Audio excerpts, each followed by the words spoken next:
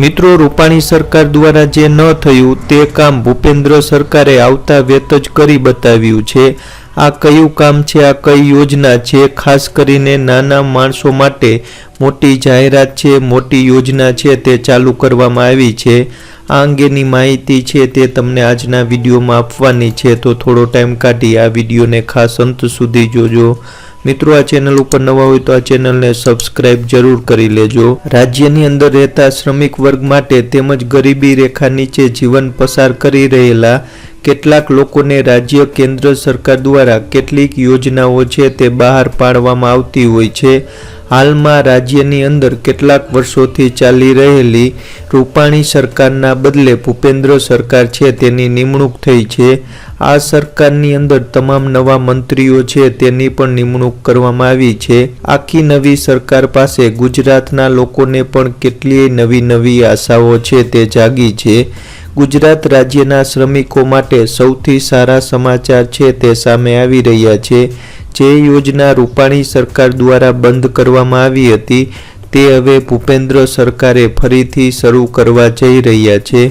ગુજરાત સરકાર દ્વારા ફરીથી અન્નપૂર્ણા યોજના છે તે શરૂ કરવાનો નિર્ણય છે તે કરવામાં આવ્યો છે। આ યોજના 1 મહિનામાં ફરી શરૂ કરવાનો નિર્ણય છે તે લેવામાં આવતા રાજ્યના હજારો શ્રમિકોને ખૂબ છે તે લાભ આ યોજનાથી થશે। શ્રમ અને રોજગાર મંત્રી બ્રિજેશભાઈ મેરજાએ આ વિશે નિર્ણયની જાહેરાત છે તે કરી હતી। મહત્વની વાત તો એ છે કે શ્રમિકોને નજીવા દરે આહાર આપવાની અન્નપૂર્ણા યોજના સરકાર દ્વારા લોન્ચ છે તે કરવામાં આવી હતી।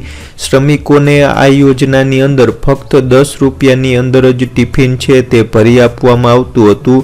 બાદમાં આ યોજનાને રૂપાણી સરકારે બંધ કરી દીધી હતી। 18 જુલાઈ 2017ના રોજ રાજ્યની અંદર જે બાંધકામ શ્રમિકો છે તથા તેમના પરિજનો માટે શ્રમિક અન્નપૂર્ણા યોજનાની શરૂઆત છે તે કરવામાં આવી હતી। આ યોજનાની અંદર નક્કી કરવામાં આવેલા શહેરોની અંદર કડિયા નાકા ઉપર કાઉન્ટર શરૂ કરીને શ્રમિકો કામદારોને ફક્ત 10 રૂપિયાની અંદર જ ટિફિન છે તે ભરી અપાતું હતું। જેની અંદર વાત કરી તો રોટલી અથવા તો થેપલા, શાક, અથાણું અથવા તો ચટણી તથા લીલા મરચાં છે તે આપવામાં આવતા હતા। જેમાં શ્રમિકો જે સમયે કામ પર નીકળે ત્યારે ટિફિન ભરાવી લે। એ રીતે સવારના 7 વાગ્યાથી લઈને 11 વાગ્યા સુધી ત્યાં કાઉન્ટર પર ભોજન વિતરણ છે તે કરવામાં આવતું હતું।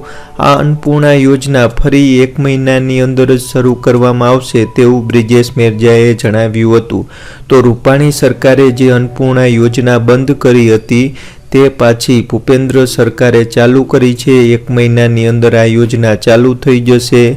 મહત્વના અને મોટા શહેરોની અંદર જે બાંધકામ શ્રમિકો છે તેમજ તેના પરિવારો છે તેમને ફક્ત 10 રૂપિયાની અંદર જ ટિફિન છે તે ભરી દેવામાં આવશે।